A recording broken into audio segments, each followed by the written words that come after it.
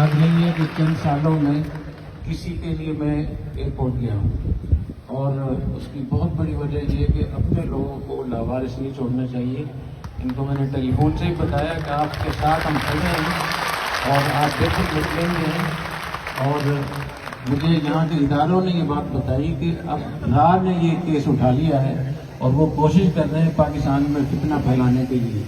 تو انشاءاللہ بہت اچھے طریقے سے خیریت سے الحمدللہ واپس آ گئے، اور میں درخواست کروں گا مولانا طارق مسعود صاحب سے کہ اپنی موجودگی کا تھوڑا سا پتہ بتا دیں اور باقی اس موضوع پر بات نہ کریں۔ السلام علیکم ورحمۃ اللہ وبرکاتہ۔